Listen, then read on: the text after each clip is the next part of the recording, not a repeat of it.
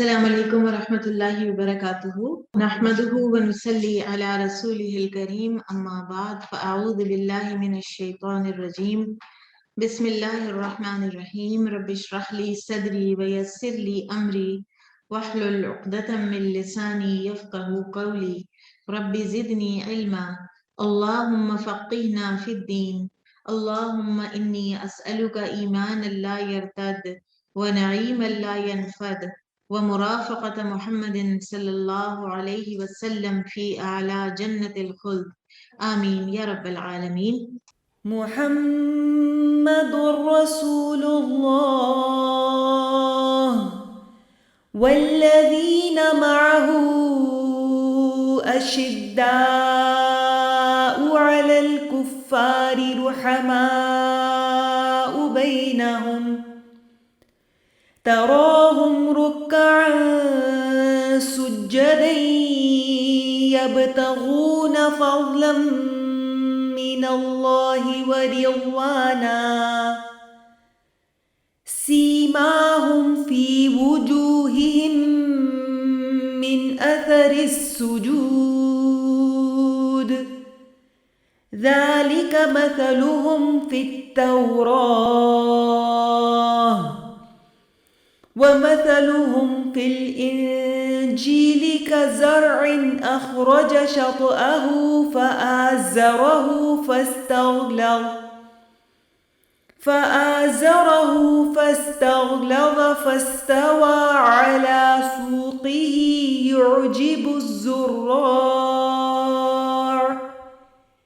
يعجب الزراع ليغيظ بهم الكفار وعد الله الذين آمنوا وعملوا الصالحات منهم مغفرة وأجرا عظيما۔ انشاءاللہ آج ہم سیدنا ابو بکر صدیق رضی اللہ عنہ کا جو نبی صلی اللہ علیہ وسلم کی حیات طیبہ میں غزوات میں رول تھا اس کو ذرا کوئکلی اس کے گو تھرو کریں گے۔ سیرہ میں ہم ان کو پوری ڈیٹیل کے ساتھ پہلے پڑھ بھی آئے ہیں۔ سب سے پہلا غزوہ جو ہوا ہے مدینہ میں وہ ہے غزوہ بدر سن 2 ہجری میں، اور سیرت نگار جو ہے نا وہ یہ کہتے ہیں، وہ اس بات پر بلکہ متفق ہیں تمام سیرت نگار کہ ابو بکر صدیق رضی اللہ عنہ تمام غزوات میں سے کسی بھی غزوہ میں آپ صلی اللہ علیہ وسلم سے پیچھے نہیں رہے، ہر غزوہ میں آپ کے ساتھ وہ شریک تھے۔ سیدنا سلمہ بن اکوع رضی اللہ عنہ فرماتے ہیں، اور اگر آپ کو یاد ہو سیرہ میں ان کا بڑا ہی ایک امیزنگ واقعہ ہے کہ انہوں نے پورے ایک وہ جو عیینہ بن حصن اور اس کے جو ساتھی تھے انہوں نے جو نبی صلی اللہ علیہ وسلم کے اونٹ چوری کیے تھے اور ان کے پیچھے یہ چیتے کی طرح بھاگ کر انہوں نے ان کا پیچھا کیا تھا اور اونٹ چھڑا کے لے کر آئے تھے، اور انہوں نے لٹرلی اپنی ہر چیز چھوڑی اور اپنی جان بچا کے وہ بھاگے۔ تو یہ فرماتے ہیں سیدنا سلمہ بن اکوع کہ میں نے نبی کریم صلی اللہ علیہ وسلم کی مائیت میں 7 غزوات میں شرکت کی ہے، اور جو سریہ جہاں پہ آپ صلی اللہ علیہ وسلم خود نہیں ہوتے تھے آپ نے بھیجے، ان میں سے 9 سرایا میں مجھے بھی شامل ہونے کا موقع ملا۔ ان سرایا میں کبھی تو ابو بکر رضی اللہ عنہ کے پاس ہماری کمان ہوتی اور کبھی اسامہ بن زید رضی اللہ عنہ کے پاس ہوتی۔ سب سے پہلا غزوہ جیسے بھی میں نے بات کی کہ غزوہ بدر تھا سن 2 ہجری میں جو پیش آیا، اور جنگ کا مشورہ شروع میں جو نبی صلی اللہ علیہ وسلم کو اطلاعات ملی کہ جو مکہ کا ابو سفیان کا تجارتی قافلہ ہے وہ بچ نکلا ہے اور مکہ کے بڑے بڑے سردار مسلمانوں کے خلاف جنگ کی تیاریاں کر رہے ہیں، تو اس وقت آپ صلی اللہ علیہ وسلم نے صحابہ کرام سے مشورہ کیا تھا، اور سب سے پہلے ابو بکر رضی اللہ تعالیٰ عنہ کھڑے ہوئے اور بڑا عمدہ اور مفید مشورہ دیا، پھر عمر رضی اللہ عنہ کھڑے ہوئے اور بڑی ہی عمدہ اور مؤثر انہوں نے بھی گفتگو کی، اور پھر ہم جانتے ہیں کہ نبی صلی اللہ علیہ وسلم اس انتظار میں تھے کہ انصار کچھ کہیں، ٹھیک ہے، لیکن اس ڈائریکشن میں اب ہم نہیں جائیں گے، وہ سیرہ میں بات ساری ہو چکی ہے غزوہ بدر کے حوالے سے۔ تو रसूल अल्लाह सल्लल्लाहु अलैहि वसल्लम ने जब पेश रफ्त की और ये 313 लोग थे आप सल्लल्लाहु अलैहि वसल्लम के साथ, तो उस वक्त भी आपने बनफ्से नफीस खुद जब फैसला किया कि मुझे जरा निकलना चाहिए और मुझे खुद कुछ खबर लेकर आनी चाहिए, तो वन एंड ओनली जो आप सल्लल्लाहु अलैहि वसल्लम के साथ थे उस वक्त भी अबू बकर रज़ियल्लाहु अन्हु थे। यानी हर पुरखतर तरीन कोई अगर मरहला है ना, तो उस वक्त अबू बकर सिद्दीक रज़ियल्लाहु अन्हु आप सल्लल्लाहु अलैहि वसल्लम के साथ ही साथ हैं। तो उस वक्त जब आपकी मुलाकात एक बूढ़े से हुई, तो आपने बड़े गैर महसूस अंदाज से उससे कुरैशी लश्कर के बारे में सवाल किया और इत्तलात पूछी, क्या नकलो हरकत है, मदीना वालों की क्या है, मोहम्मद सल्लल्लाहु अलैहि वसल्लम की क्या है, उधर के मक्की अबू जहल के लश्कर की क्या है। तो उसने कहा कि मैं उस वक्त तक तुम लोगों को कोई बात नहीं बताऊंगा जब तक कि मुझे ये ना पता चले कि तुम दोनों हो कौन। तो रसूलुल्लाह सल्लल्लाहु अलैहि वसल्लम ने फरमाया, इज़ा अखबरतना अखबरनाका, तुम बताओगे हमें तो हम तुम्हें बता देंगे। तो वो बूढ़ा कहने लगा कि क्या मेरे बताने के नतीजे में बताओगे? तो आप सल्लल्लाहु अलैहि वसल्लम ने फरमाया कि हाँ। तो उसने कहा कि मुझे इत्तला मिली है कि मोहम्मद सल्लल्लाहु अलैहि वसल्लम और उनके साथी फलां दिन मदीना से निकले हैं, और अगर ये इत्तला दुरुस्त है तो इस वक्त उनको फलां जगह पे होना चाहिए, और वो ऐन उधर ही थे मुसलमान। और फिर उसने कहा कि मुझे इत्तला मिली है कि अबू जहल का जो मक्की लश्कर है वो फलां दिन मक्का से निकला है, और अगर ये इत्तला दुरुस्त है तो फिर उनको इस वक्त फलां जगह पर होना चाहिए। अरबों का भी जो ये सारा ये क्याफा लगाना जो था ना, ये बड़ा स्ट्रॉन्ग था इन लोगों का ना। तो एन उसने एग्जैक्ट दुरुस्त मकामात की निशानदेही कर दी। तो फिर आप सल्लल्लाहु अलैहि वसल्लम चले तो पूछने लगा कि तुम लोग बताओ तुम लोग कौन हो? तो आपने फरमाया नहनु मिन माइन, हम पानी से हैं। अब इसको तौरिया कहते हैं ना, कि एक डबल मीनिंग वाली बात करना, और ऐसे में जबकि हालात इतने कोई यानी नाजुक हो और इतना कुछ उनके ऊपर डिपेंड करता हो, तो आप सल्लल्लाहु अलैहि वसल्लम ने अपनी आइडेंटिटी रिवील नहीं की। बिल्कुल इसी तरह जैसे जब रास्ते में हिजरत के रास्ते में किसी आदमी ने पूछा था अबू बकर सिद्दीक रज़ियल्लाहु अन्हु से कि ये साथ तुम्हारे कौन है, तो उन्होंने कहा ये मेरे रहनुमा है, मुझे रास्ता बताते हैं। तो ये भी एक प्रेजेंट माइंडेडनेस की ये एक बात होती है कि इंसान हाजिर दिमाग हो और उस वक्त ब्लर्ट आउट ना कर दे कोई ऐसी चीज के जो नुकसानदेह, ठीक है। तो ये पता होना ये भी खुदादाद एक चीज होती है, ये भी हिकमत का ही एक हिस्सा है, ये विजडम का हिस्सा है कि आपको पता हो कि इस वक्त इस सिचुएशन में अगर कोई डायरेक्ट आपसे सवाल कर भी बैठा है तो आपने कितना जवाब देना है और कितना रख जाना है, ठीक है। तो ये भी विजडम का एक हिस्सा होता है। तो वो पीछे से पूछता रह गया क्या इराक के पानी से हो, कौन सा पानी? तो आप सल्लल्लाहु अलैहि वसल्लम ने फिर कोई जवाब नहीं दिया। फिर जब बदर का मरहला आया तो सैयदना साद बिन मुआज रज़ियल्लाहु अन्हु ने ये मशवरा दिया कि आप सल्लल्लाहु अलैहि वसल्लम के लिए एक छप्पर सा तैयार कर दिया जाए, यानी एक ढका हुआ एक छत सा, खजूर की छाल और उसके पत्ते, और उन्हीं को इस्तेमाल किया जाता था। और उन्हीं की क़यादत में कुछ अंसारी नौजवानों ने छप्पर की हिफाजत भी की, और छप्पर में नबी सल्लल्लाहु अलैहि वसल्लम के साथ कौन थे? सैयदना अबू बकर सिद्दीक रज़ियल्लाहु अन्हु। और वो एक इंतहा का नाजुक वक्त था, इंतहा का एक खतरनाक वो वक्त था कि चंद लोग हैं, चंद नौजवान हैं कि जो छप्पर की हिफाजत कर रहे हैं, और बाकी जो है वो तो मैदान जंग में है। अली रज़ियल्लाहु अन्हु ने पूछा अपने दौरे खिलाफत में लोगों से कि ए लोगों, सबसे बहादुर कौन है? तो लोगों ने जवाब दिया कि अमीरुल मोमिनीन आप ही सबसे ज्यादा दलेर और बहादुर हैं। तो आप रज़ियल्लाहु अन्हु ने फरमाया कि जहां तक मेरा मामला है तो मैंने तो सिर्फ उसी शख्स का हिसाब बराबर किया जिसने मुझे जंग में आकर ललकारा है। कोई दावत मुबारजत हुई है, कोई ड्यूल हुआ है, लेकिन बहादुरी में सबसे बढ़कर अबू बकर थे रज़ियल्लाहु अन्हु। हमने जंग बदर के मौके पर रसूलुल्लाह सल्लल्लाहु अलैहि वसल्लम के लिए एक छप्पर बनाया। हमने कहा कि इसमें रसूलुल्लाह सल्लल्लाहु अलैहि वसल्लम के साथ कौन रहेगा ताकि मुशरिकीन में से कोई आप पर हमला ना कर सके। अल्लाह की कसम सिर्फ अबू बकर ही वो शख्स थे जो उस वक्त आपके सर के करीब तलवार सोंध कर खड़े हो गए। मुशरिकों में से जो भी आदमी आपकी तरफ लपकता आप उस पर पिल पड़ते। ये हैं सब लोगों से ज्यादा बहादुर शख्स। और आप देखिए कि अली रज़ियल्लाहु अन्हु की एक और गवाही भी है सैयदना अबू बकर के लिए कि तुम लोग क्या समझते हो कि वो آل فرعون کا مرد مومن زیادہ مضبوط ایمان والا تھا یا ابو بکر رضی اللہ عنہ؟ اور پھر انہوں نے خود ہی فرمایا کہ ابو بکر رضی اللہ عنہ، کیونکہ انہوں نے اپنا ایمان چھپایا نہیں. وہ جو مومن تھا اس نے تو اپنا ایمان کچھ عرصہ چھپائے رکھا، اور یہ فرماتے ہوئے علی رضی اللہ عنہ رو پڑے. پھر اسی طرح سے رسول اللہ صلی اللہ علیہ وسلم نے جو خوشخبری دی تھی غزوہ بدر کے موقع پر پہلی، وہ بھی ابو بکر رضی اللہ عنہ ہی کو تھی.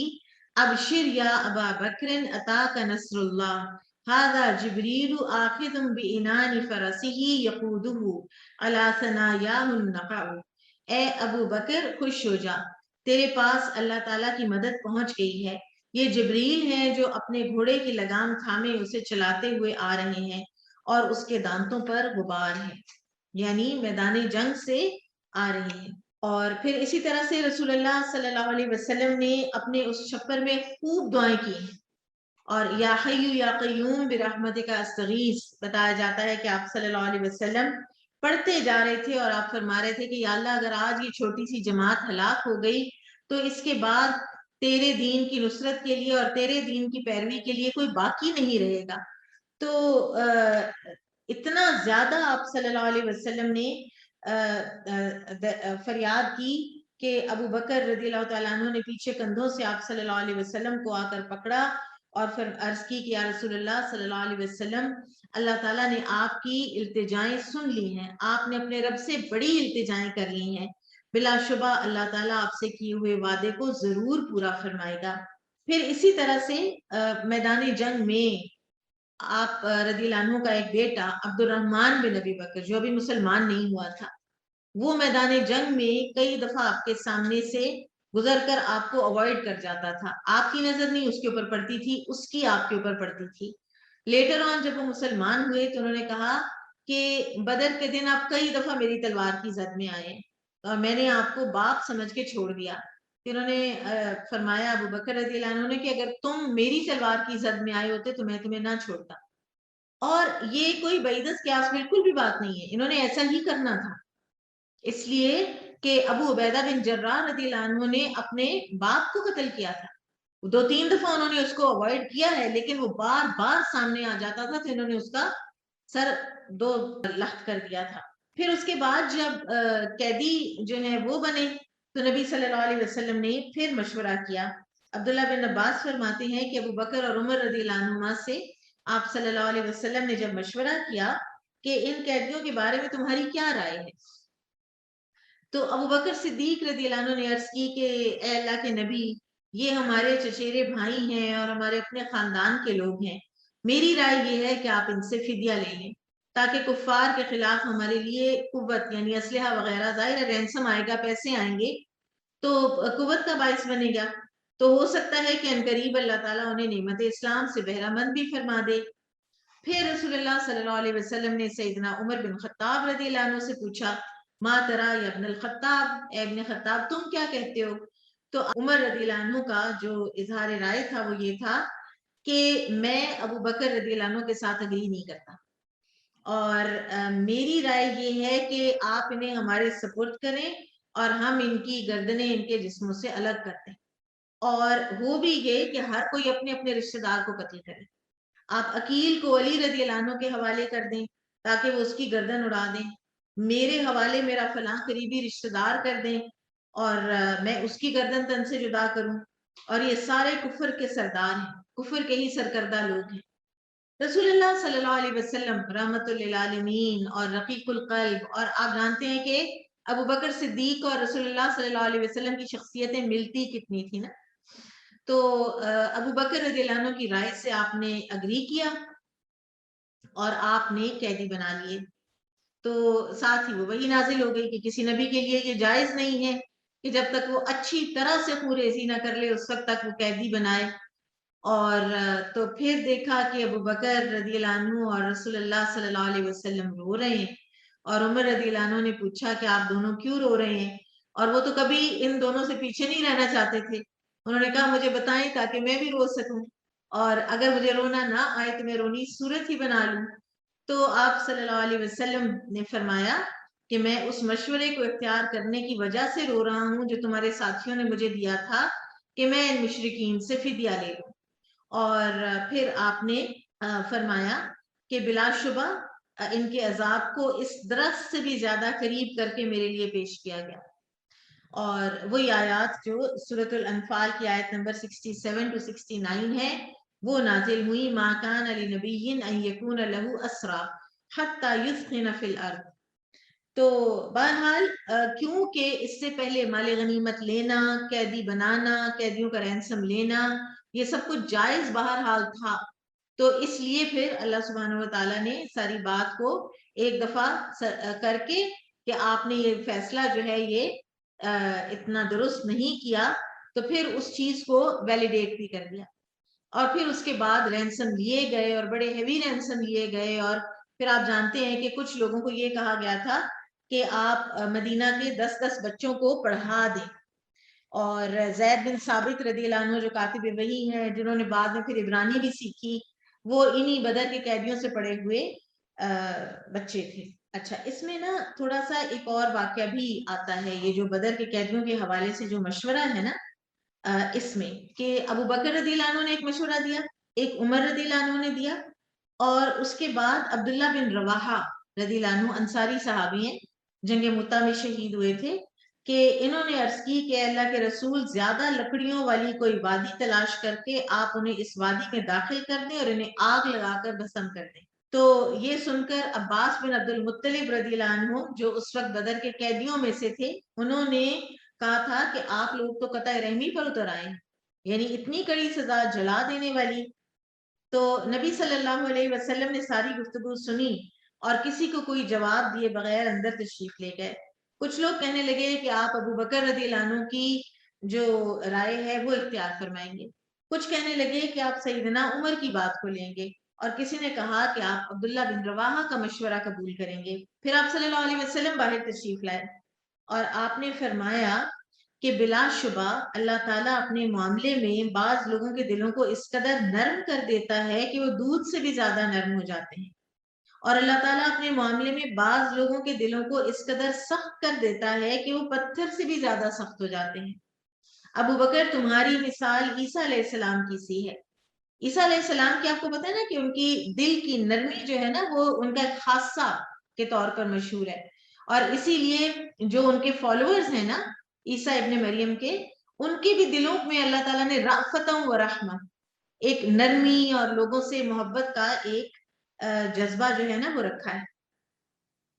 بہرحال تو ابو بکر رضی اللہ عنہ کو فرمایا کہ تمہاری مثال عیسیٰ علیہ السلام کی ہے جب انہوں نے یہ دعا کی تھی ان تعذبہم فانہم عبادک، کہ یہ نہیں انہوں نے فرمایا کہ یا اللہ انہوں نے میرے بعد مجھے ہی اللہ قرار دے دیا یا مجھے اللہ کا بیٹا قرار دے دیا تو ان کو عذاب دے، بلکہ پھر بھی یہی فرمایا، یہی عرض کی کہ یا اللہ اگر تو انہیں عذاب دے تو بے شک تیرے بندے ہیں، وَإِن تَغْفِرْ لَهُمْ فَإِنَّكَ أَنْتَ الْعَزِيزُ الْحَكِيمُ، اور اگر تو انہیں بخش دے تو بے شک تو ہی غالب اور بڑی حکمت والا ہے. یعنی اللہ تعالیٰ سے ایک طرح سے بخشش کا بھی تھوڑا سا ایک اپیل جس طرح ہوتی ہے نا وہ عیسیٰ علیہ السلام نے کرنی ہے اس دن بھی. اور اے عمر تمہاری مثال نوح علیہ السلام کی سی ہے، جنہوں نے یہ دعا فرمائی تھی ربی لا تذر علی الارض من الکافرین دیارا، اے میرے رب کفر کرنے والوں کا زمین پر کوئی گھر بھی باقی نہ چھوڑ. پھر تمہاری مثال موسیٰ علیہ السلام جیسی بھی ہے، جنہوں نے کہا تھا کہ اے ہمارے رب بے شک تو نے فرعون اور اس کی قوم کے سرداروں کو دنیاوی زندگی میں شان و شوکت اور مال و زر دے رکھا ہے، اے ہمارے رب تاکہ وہ لوگوں کو تیری راہ سے بھٹکا دیں، اے ہمارے رب ان کے مال و زر غارت کر دے اور ان کے دل سخت کر دے، پس وہ ایمان نہ لائیں یہاں تک کہ دردناک عذاب نہ دیکھ لیں. تو بیسیکلی یہ ہر نبی کے جو اپنے حالات ہوتے ہیں نا، جن حالات میں سے وہ گزر رہے ہوتے ہیں اور جو ڈیفائنس وہ اپنی اپنی اقوام کی دیکھ رہے ہوتے ہیں اس کے مطابق بھی ہوتا ہے جو انہوں نے اپنی اقوام کے حوالے سے بات کی ہے.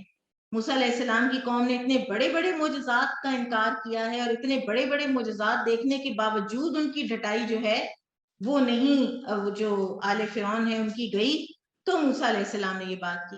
اور نوح علیہ السلام کا آپ کو پتہ ہے 950 سال کی تبلیغ کے بعد انہوں نے یہ بات جو ہے یہ اللہ تعالیٰ سے کی.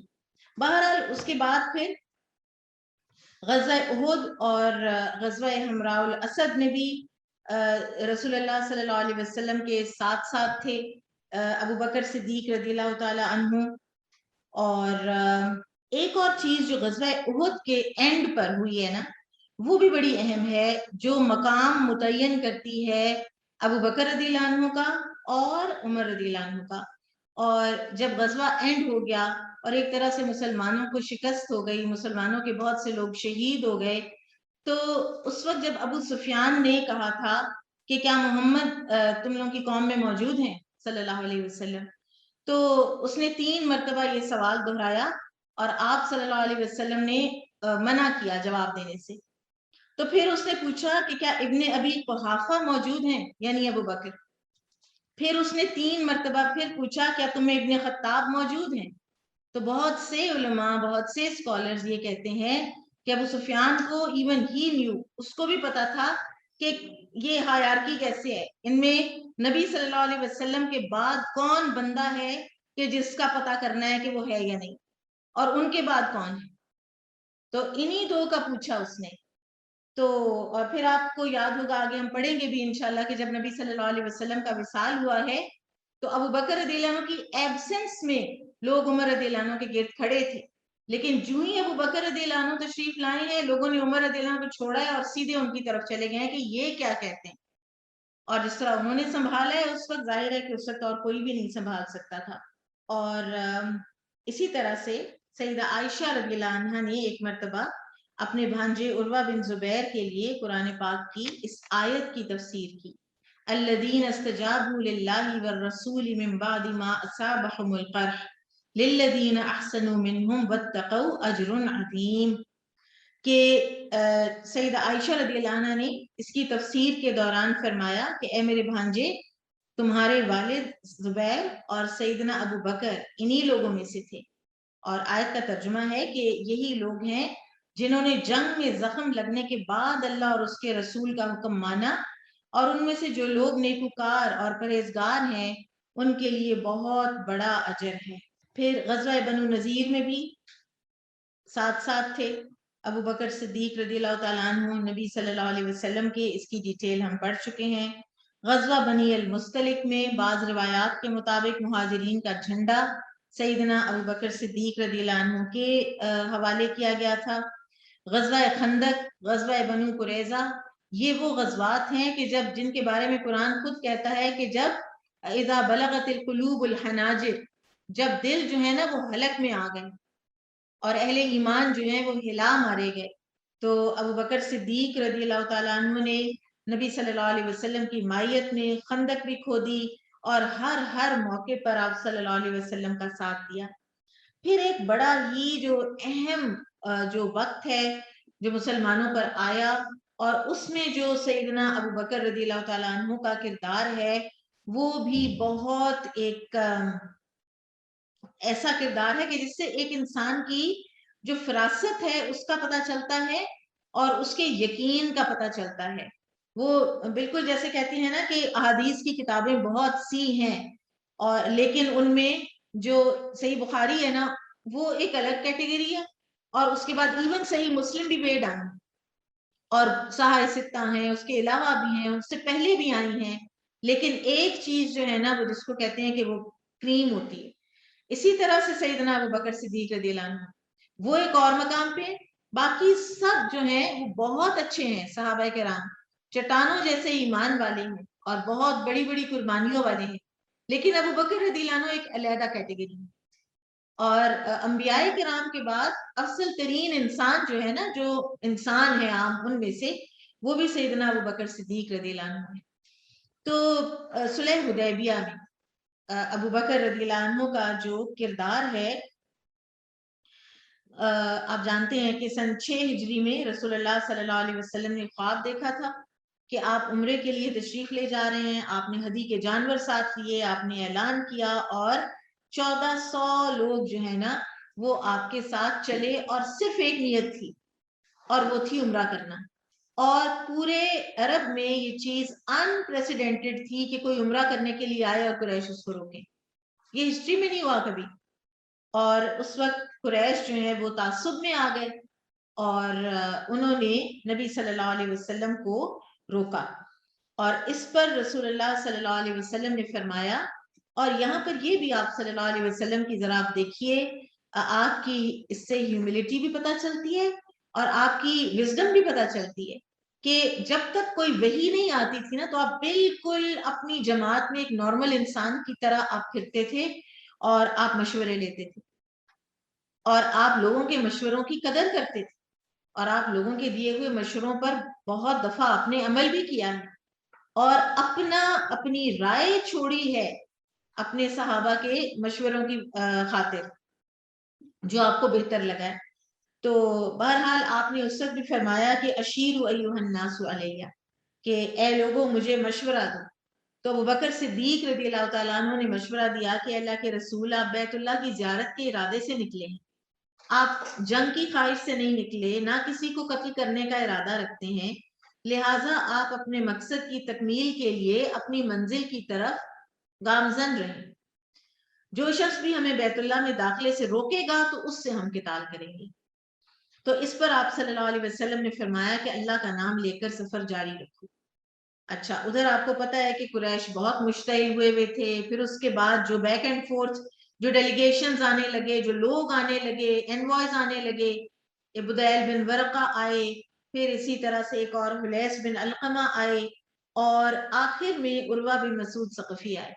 یہ لیٹر آن مسلمان ہو گئے تھے اور ان کی اپنی قوم نے ان کو شہید کر دیا تھا، لیکن یہ اس وقت ابھی مسلمان نہیں تھے، اور یہ آئے اور انہوں نے آ کر، اب اس وقت حال کیا تھا، صلح حدیبیہ کا وقت ہے، احرام میں لوگ ہیں، انتہا کی ایک صبر آزما جو ہے نا وہ اس وقت حالت ہے، اور سارا روٹ بھی چینج کرنا پڑا ہے، روٹ چینج کر کے ایک بڑے مشکل سے روٹ سے ہوتے ہوئے حدیبیہ کے مقام پر آئے ہیں۔ حدیبیہ تو پلان میں تھا ہی نہیں، پلان میں تو سیدھا مکہ جانا تھا نا، تو چکر کاٹ کے حدیبیہ میں آ کے پڑاؤ کیا ہے۔ یہ ساری چیزیں آپ دیکھیں نا کہ اگر آپ خود انسان ہیں، آپ کو ایک اپنی منزل سے کہیں اور کا اور پہنچایا جائے، حالانکہ اب تو وہ اتنے مشکل بھی نہیں ہے، نہ وہ راستے اتنے مشکل ہیں، نہ اتنی انسیکیورٹیز ہیں، نہ جنگل کا اتنا قانون ہے کہ کوئی کسی کو بھی مار دے جا کے، ایسے تو نہیں ہے۔ لیکن صحابہ کی ذرا نا اس چیز کی وہ کیجئے، تھوڑا سا ذہن میں لائیے کہ کس ذہنی ایک کوفت کا وہ شکار تھے اس وقت۔ اسی لیے تو آپ دیکھیں اللہ تعالیٰ بار بار فرماتے ہیں کہ ہم نے ان پر سکینہ نازل کی، ٹھیک ہے۔ تو بہرحال اس وقت یہ ہوا کہ عروہ بن مسعود نے نا ایک طرح کا ایک سائیکولوجیکل ایک حربہ چلا، اور اس نے کہا کہ آپ نے دیکھے تو صحیح کیسے نعوذ باللہ اوباش اور یہ لوگ آپ نے اپنے گرد جمع کیے ہوئے، یہ ہیں کون؟ Who are these people؟ اور یہ تو آپ کی مدد سے بیت اللہ کی حرمت کو پامال بھی کر سکتے ہیں، اور قریش کے لوگ تو اپنے مردوں، عورتوں، چھوٹوں بڑوں سمیت چیتے کی کھالیں پہن کر نکل آئے ہیں۔ انہوں نے اللہ کے نام پر قسمیں اٹھا رکھی ہیں کہ بزور بازو آپ کو مکہ میں داخل نہیں ہونے دیں گے۔ اللہ کی قسم، آپ کے ان ساتھیوں کے متعلق تو مجھے لگتا ہے کہ یہ آپ کا ساتھ چھوڑ کے منتشر ہو جائیں گے۔ یہ ہیں کون لوگ؟ تو اس پر ابوبکر صدیق پاس کھڑے تھے، اور ابوبکر صدیق نے اس وقت ایک انتہائی، جس کو کہتے ہیں نا، جس کو آپ اپنی زبان میں گالی بھی کہہ سکتے ہیں، گالی دی، اور اس سے ہمارے بہت سے علماء نے یہ بات ڈرائیو کی ہے کہ جہاں پر آپ کو دین کا کوئی اتنا بڑا معاملہ درپیش ہو اور دین ایک اتنے نازک مرحلے سے گزر رہا ہو اور آپ کو پریشرائز کیا جا رہا ہو، آپ کے اوپر مورل پریشر، آپ کے اوپر سائیکولوجیکل پریشر ڈالے جا رہے، تو اس کو وارڈ آف کرنے کے لیے، اس بندے کی بات کو ہلکا کرنے کے لیے آپ کوئی اس طرح کی سخت زبان بھی اگر استعمال کریں تو آپ کر سکتے ہیں۔ تو یہ دیکھیں، آپ ایک مسلمان جو ہے نا، کہ صلح حدیبیہ کا وقت ہے، یہ سن 6 ہجری ہے، اسلام بہت سارا اپنی اخلاقیات سمیت نازل ہو چکا ہے، آ چکا ہے۔ تو اس موقع پر ابوبکر رضی اللہ تعالیٰ عنہ نے یہ بات فرمائی، اور عروہ کو سخت بری لگی، واقعی اس کو بری لگی، اور یہی وہ چاہتے تھے کہ اس کو بری لگے، وہ فینڈ ہو، وہ ذرا جتنا وہ ہو رہا ہے نا کہ ہمارے لوگوں کو وہ کہہ رہا ہے کہ یہ منتشر ہو جائیں گے، تو اس کو پتا چلے کہ یہاں سے کوئی ایک بھی نہیں ہلے گا، 1 انچ بھی نہیں ہلے گا۔ تو اس نے سر اٹھا کے کہا یہ کون ہے؟ تو لوگوں نے بتایا کہ ابوبکر۔ تو اس نے کہا کہ اس ذات کی قسم جس کے ہاتھ میں میری جان ہے، اگر آپ کا میرے اوپر وہ احسان نہ ہوتا جس کا بدلہ میں آپ کو نہیں دے سکا تو میں آپ کو اس بات کا بھرپور جواب دیتا۔ اور کہتے ہیں اب آپ دیکھیں کہ یہ بنو ثقیف کا سردار عروہ، اس پر بھی ابو بکر کا احسان تھا رضی اللہ عنہ، یعنی اتنا رائٹ اینڈ لیفٹ یہ لوگوں کے اوپر نیکیاں کیا کرتے تھے۔ اور بہرحال احسان کہتے ہیں یہ تھا کہ اس نے کوئی دیت دینی تھی اور انہوں نے اس کی ہیلپ کی تھی۔ پھر اس کے بعد جب صلح حدیبیہ سائن ہو گیا، جب صلح حدیبیہ سائن ہو گیا تو آپ جانتے ہیں کہ سیدنا عمر کتنے اپسیٹ ہوئے تھے۔ صحابہ اپسیٹ تھے، باقی بھی اپسیٹ تھے، لیکن عمر رضی اللہ عنہ تھوڑے ووکل بھی ہو گئے تھے، ووکل ہوئے اور نبی صلی اللہ علیہ وسلم کے خدمت میں حاضر ہوئے، اور جا کے تو آپ صلی اللہ علیہ وسلم کو مخاطب کر کے کہنے لگے کہ آپ اللہ کے رسول نہیں ہیں؟ تو آپ نے فرمایا بلا، کیوں نہیں؟ تو عمر رضی اللہ عنہ نے کہا کیا ہم مسلمان نہیں ہیں؟ آپ نے فرمایا کیوں نہیں؟ پھر عمر رضی اللہ عنہ نے پوچھا کیا وہ مشرک نہیں ہے یعنی اہل مکہ؟ آپ نے فرمایا کیوں نہیں؟ تو پھر عمر رضی اللہ عنہ نے کہا کہ تو پھر ہمیں ہمارے دین کے معاملے میں کس وجہ سے رسوائی سے دوچار کیا جا رہا ہے؟ اب آپ سوچ لائیں نا، تو ہیوملیشن بہت ایک زیادہ فیل ہو رہی تھی صحابہ کو۔ تو عمر رضی اللہ عنہ جس طرح کے تھے تو ان کو وہ ہیوملیشن ایک طرح سے ہضم نہیں ہو رہی تھی، تو آپ صلی اللہ علیہ وسلم نے فرمایا انی رسول اللہ ولست اعصیہ، بلا شبہ میں اللہ کا رسول ہوں اور میں اللہ کی نافرمانی نہیں کر سکتا۔ اسی طرح سے ایک اور روایت میں آتا ہے کہ آپ نے یہ بھی فرمایا تھا کہ اللہ تعالیٰ مجھے کبھی بھی ضائع نہیں کرے گا۔ تو عمر رضی اللہ عنہ نے کہا کہ کیا آپ نے یہ نہیں فرمایا تھا کہ ہم عنقریب بیت اللہ جائیں گے اور اس کا طواف کریں گے؟ آپ نے فرمایا کیوں نہیں، لیکن کیا میں نے تمہیں یہ بھی بتایا تھا کہ یقیناً اسی سال جائیں گے؟ وہ اگلا سال بھی تو ہو سکتا ہے۔ تو سیدنا عمر نے کہا کہ نہیں، تو آپ نے فرمایا تو یقیناً تم بیت اللہ کا طواف کرو گے اور وہاں تم پہنچو گے اور طواف بھی کرو۔ تو یہ باتیں کر کے تو عمر رضی اللہ عنہ ابو بکر صدیق کے پاس آئے رضی اللہ عنہ کے پاس، اور آ کے تو کہا کہ ابو بکر کیا محمد صلی اللہ علیہ وسلم اللہ کے رسول نہیں ہے؟ انہوں نے جواب دیا کیوں نہیں۔ اب ذرا جوابوں کی مشابہت دیکھتے جائیے گا جو نبی صلی اللہ علیہ وسلم نے دیے ہیں اور جو ابو بکر رضی اللہ عنہ نے دیے ہیں اپنے اون پہ۔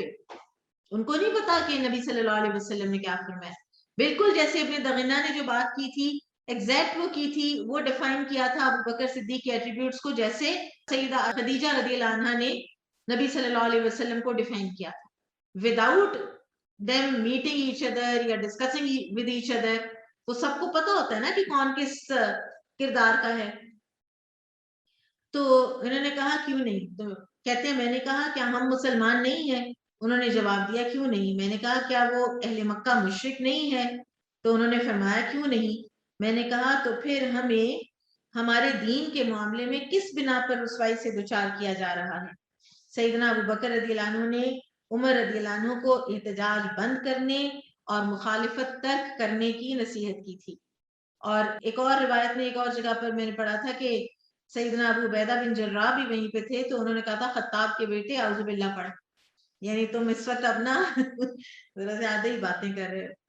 تو رسول اللہ صلی اللہ علیہ وسلم کا دامن تھامے رکھو، ابو بکر صدیق رضی اللہ عنہ نے یہ فرمایا، رسول اللہ صلی اللہ علیہ وسلم کا دامن تھامے رکھو، تابع فرمان بنے رہو، کیونکہ میں اس بات کی گواہی دیتا ہوں کہ یقیناً آپ اللہ تعالیٰ کے رسول ہیں، بلا شبہ آپ نے جو فیصلہ کیا ہے وہ بالکل برحق ہے، آپ اللہ تعالیٰ کے حکم کی کبھی سرتابی نہیں کر سکتے۔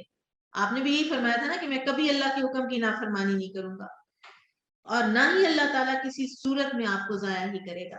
تو بالکل ایک جیسے جواب تھے جو نبی صلی اللہ علیہ وسلم نے خود اپنے لیے دیے، یا جو ابو بکر رضی اللہ عنہ نے نبی صلی اللہ علیہ وسلم کی ایبسنس میں نبی صلی اللہ علیہ وسلم کے لیے دیے۔ اب آپ دیکھیں کہ عمر رضی اللہ عنہ کے بارے میں نبی صلی اللہ علیہ وسلم کا فرمان ہے کہ میرے بعد اگر کوئی نبی ہوتا تو عمر ہوتے، آپ صاحب الہام تھے، آپ اپنے دور خلافت میں آپ نے کیسے کیسے اجتہادات کیے ہیں، کتنی آیات ہیں جن کو موافقات عمر کہا جاتا ہے کہ عمر رضی اللہ عنہ کی موافقت میں نکلی ہیں، لیکن اس کے باوجود جو سیدنا ابو بکر رضی اللہ عنہ کا مقام اور کردار ہے بعض نازک مواقع پر، وہ سیدنا عمر رضی اللہ تعالیٰ عنہ کا نہیں ہے۔ ابو بکر صدیق رضی اللہ عنہ نے بعد میں लेटर ऑन किसी मौके पर सुलह हुदैबिया के मकाम पर हासिल होने वाली जो अजीम फतह है उसका तज़किरा करते हुए फरमाया, दौरे इस्लाम में कोई भी फतह हुदैबिया की फतह से बढ़कर अजीम नहीं है, लेकिन उस दिन लोगों की फहम फरासत अल्लाह ताला और उसके नबी के माबैन मामले को समझने से कासिर रही। हकीकत ये है कि लोग जल्दबाजी का मुजाहरा करते हैं, जबकि अल्लाह ताला बंदों की उजलत के मानिंद जल्दबाजी नहीं करता, बल्कि वो उस वक्त तक मोहलत देता है जब तक मामलात उस मतलूबा हद तक नहीं पहुंच जाते जो वो चाहता है। मैंने सुलह हुदैबिया में मुशरिकीन के कायद सुहेल बिन अमर को हज्जतुल वदा के मौके पर देखा कि वो कुर्बान गाह के करीब खड़े हैं और रसूलुल्लाह सल्लल्लाहु अलैहि वसल्लम को कुर्बानी के ऊंट पेश कर रहे हैं, और रसूलुल्लाह सल्लल्लाहु अलैहि वसल्लम अपने हाथों से उन ऊंटों को नहर कर रहे हैं। फिर जब रसूलुल्लाह सल्लल्लाहु अलैहि वसल्लम ने हज्जाम को बुलाकर अपने सर के बाल मुंडवाए तो मैंने देखा कि सुहेल बिन अमर रसूलुल्लाह सल्लल्लाहु अलैहि वसल्लम के मुंह मुबारक चुन चुन कर अपनी आंखों पर रख रहे हैं। ये हालत देखकर मुझे सुलह हुदैबिया का वो मंजर याद आ गया जब वो बिस्मिल्लाहिर्रहमानिर्रहीम और मोहम्मद रसूलुल्लाह लिखने से इनकारी थी। इस मंजर का आंखों के सामने आना था कि मैं बेख्तियार उस अल्लाह की हम्दो सना करने लगा जिसने उन्हें यानी सुहेल बिन अमर को हिदायत इस्लाम से सरफराज किया। यानी यकीनन सैयदना अबू बकर सिद्दीक रज़ियल्लाहु अन्हु सब सहाबा से बढ़कर बेहतरीन राय रखने वाले और अक्ल व दानिश में कामिल थे। फिर गज़वा खैबर में सिद्दीक अकबर रज़ियल्लाहु अन्हु साथ साथ और सबसे पहले खैबर के किले की तरफ जिसको नबी सल्लल्लाहु अलैहि वसल्लम ने सिपा सालार और कमांडर बनाकर भेजा वो सैयदना अबू बकर रज़ियल्लाहु अन्हु ही थे। और बहरहाल बड़ी जवामर्दी और शुजात से उन्होंने ये मार्का लड़ा, लेकिन फतह से हमकिनार ना हो सके। सेकेंड डे उमर रज़ियल्लाहु अन्हु को भेजा, वो भी जवामर्दी से लड़े लेकिन कामयाब ना हुए। और तीसरे दिन आप सल्लल्लाहु अलैहि वसल्लम ने फरमाया कि कल मैं झंडा उसके हाथ में दूंगा कि जो अल्लाह ताला और उसके रसूल से मोहब्बत करता है। तो अली रज़ियल्लाहु अन्हु को ये एजाज नसीब हुआ और उनकी आप जानते हैं उनकी आंखों में कुछ तकलीफ भी थी और आप सल्लल्लाहु अलैहि वसल्लम ने अपना लुआब लगाया उसके उनकी आंखों में और उनकी आंखें बिल्कुल ठीक हो गई। फिर इसी तरह से कुछ और जो सराया हैं जिनमें अबू बकर सिद्दीक रज़ियल्लाहु अन्हु की क़यादत में गए हैं आर्मी मुसलमानों की, वो सरिया नजद है। फिर इसी तरह से सरिया बनु फजारा है। फिर उम्रा क़ज़ा के मौके पर यानी हुदैबिया से नेक्स्ट ईयर जो उम्रा अदा किया था उसमें भी अबू बकर सिद्दीक रज़ियल्लाहु अन्हु आपके साथ थे। फिर एक सरिया है ज़ातुस सलासिल, इसमें भी एक खास रोल है अबू बकर सिद्दीक रज़ियल्लाहु अन्हु का कि इसमें बिल्कुल एक नए नए मुसलमान सैयदना अम्र इब्न अल-आस रज़ियल्लाहु अन्हु को आप सल्लल्लाहु अलैहि वसल्लम ने कमांडर बनाया। वो जब गए अपनी जगह पर पहुंचे जहां पे दुश्मन को फेस करना था तो इन्होंने समझा कि हमारे पास लोग कम हैं, तो इन्होंने वापस नबी सल्लल्लाहु अलैहि वसल्लम को पैगाम भेजा कि हमें कुछ और लोग भेजिए। जो और लोग भेजे गए उनमें सईदना अबू उबैदा बिन जर्राह भी थे, अबू बकर रज़ियल्लाहु अन्हु भी थे, उमर रज़ियल्लाहु अन्हु भी थे। और ये सब जब गए तो अम्र इब्न अल-आस ने कहा कि असल कमांडर तो मैं हूं। और देखिए वो बिल्कुल नए मुसलमान थे। अबू उबैदा बिन जर्राह रज़ियल्लाहु अन्हु सेकंड वाली जो कुमक आई ना उसके कमांडर वो थे। तो वो भी क्योंकि एक नर्म मिजाज और झगड़े को बिल्कुल रिजॉल्व करने वाले इंसान थे, तो उन्होंने कहा कि हाँ ठीक है तुम ही रहो। फिर उसके बाद उन्होंने ना इनको आग जलाने से मना कर दिया और इंतहा की सर्दी की रातें थी, तो इस पर सईदना उमर को थोड़ा रज़ियल्लाहु अन्हु को थोड़ा हुआ कि क्यों आग नहीं जलाने दे रहे। तो अबू बकर रज़ियल्लाहु अन्हु ने उनको कहा था कि नहीं कोई बात नहीं, कोई वजह होगी जो वो आग नहीं जलाने दे रहे, अब वो कमांडर है हमने उसी की माननी। और अम्र इब्न अल-आस रज़ियल्लाहु अन्हु बहुत एक एक्सपीरियंस श्रूड कमांडर थे। तो जब उन्होंने वापस आके नबी सल्लल्लाहु अलैहि वसल्लम को पता चला तो आपने पूछा था कि क्यों तुमने इनको मना किया था, तो उन्होंने अर्ज की थी कि या रसूलुल्लाह सल्लल्लाहु अलैहि वसल्लम दुश्मन बहुत मुझे लगता था कि करीब है और वो तो देख लेगा आग जलती हुई, और हम जो है हम अपनी बता बैठेंगे अपनी पोजीशन, तो इस वजह से मैंने मना किया था। बहरहाल इसी तरह के कुछ और भी वाकयात जो हैं वो गज़वात में सईदना अबू बकर सिद्दीक रज़ियल्लाहु अन्हु के صحابہ کرام کی جو خیر خواہی ہے سچی اس کے بھی موجود ہیں. اور پھر فتح مکہ میں بھی بڑا ہی عظیم الشان کردار تھا سیدنا ابو بکر صدیق رضی اللہ عنہ کا. اور اس میں جو آپ جانتے ہی ہیں کہ صلح حدیبیہ جب ٹوٹ گئی تھی، جب کفار نے قریش نے اس کی بہت جلد ہی اس کی خلاف ورزی کر دی تھی، تو اس کے دوران پھر جب خلاف ورزی ہو گئی تو ابو سفیان کو بھی سمجھ آ گئی کہ اب وی آر ان ٹربل، یہ تو ہم نے اپنے لیے بڑا مسئلہ کھڑا کر لیا ہے. تو ابو سفیان مدینہ آئے اور سب سے پہلے انہوں نے ابو بکر صدیق رضی اللہ عنہ کے پاس جا کر ان سے ملاقات کی اور ان سے کہا کہ ذرا معاہدے کی تجدید کر لیتے ہیں اور مدت معاہدہ میں توسیع کر لیتے ہیں، یعنی 10 سال سے بھی اس کو بڑھا لیتے ہیں. تو رسول اللہ صلی اللہ علیہ وسلم کے یہ جو صحابی ہیں، یار غار ہیں اور مکین روضہ رسول ہیں، سبحان اللہ، ان کا جو جواب تھا وہ اتنا امیزنگ ہے. انہوں نے کہا کہ رسول اللہ صلی اللہ علیہ وسلم کا عہد و پیمان ہی میرا عہد و پیمان ہے. یعنی ابھی ان کو یہ پتا نہیں تھا. اگر آپ سیرہ کو تھوڑا سا ذہن میں ریوائز کریں نا تو آپ کو یاد ہوگا کہ ان کو ابھی یہ پتا نہیں ہے آفیشلی کہ انہوں نے وہاں پہ معاہدہ توڑ دیا ہوا ہے. یہ تو ابو سفیان نے بنایا کہ میں تو ویسے ہی آیا ہوں. تو اس وقت بھی یعنی ابو بکر صدیق رضی اللہ عنہ یہ بھی کہہ سکتے تھے نا، یعنی آپ ان کی زندگی میں کہیں کوئی لوز ٹاک نہیں دیکھیں گے. یہ نہیں دیکھیں گے کہ میں نے اپنی اون پہ کہہ دی، مجھے کیا پتا تھا کہ انہوں نے یہ کر دیا ہے وہ کر دیا. انہوں نے فوراً نبی صلی اللہ علیہ وسلم کی طرف لوٹا دی بات کہ وہ اگر عہد و پیمان کو جیسے بھی کریں گے وہی میرا عہد و پیمان ہے. اللہ کی قسم اگر تمہارے خلاف مجھے چونٹیاں بھی لڑتی ہوئی مل جائیں تو میں تمہارے خلاف ان کی مدد کروں گا. پھر اسی طرح سے سیدہ عائشہ رضی اللہ عنہ اور ابو بکر رضی اللہ عنہ کا ایک بڑا ایمان افروز واقعہ ہے کہ ابو بکر رضی اللہ عنہ سیدہ عائشہ کے پاس تشریف لائے اور اس وقت وہ نبی صلی اللہ علیہ وسلم کے حکم سے مکہ پر یلغار کی تیاری کی غرض سے گیہوں چھان رہی تھی اور نبی صلی اللہ علیہ وسلم نے انہیں اس معاملے کو خفیہ رکھنے کا حکم دیا تھا. اور اس بات کو آپ صلی اللہ علیہ وسلم نے ابھی ابو بکر رضی اللہ عنہ پر بھی ریویل نہیں کیا تھا. تو ابو بکر رضی اللہ عنہ نے آ کر اپنی بیٹی سے پوچھا کہ بیٹی تم یہ کھانے کا سامان کیوں تیار کر رہی ہو؟ تو وہ خاموش رہی. آپ نے پھر پوچھا کیا رسول اللہ صلی اللہ علیہ وسلم کسی غزوہ کا ارادہ رکھتے ہیں؟ تو اس پر بھی سیدہ عائشہ خاموش رہی. تو پھر ابو بکر رضی اللہ عنہ نے پوچھا کہ شاید رومیوں پر چڑھائی کا ارادہ ہے؟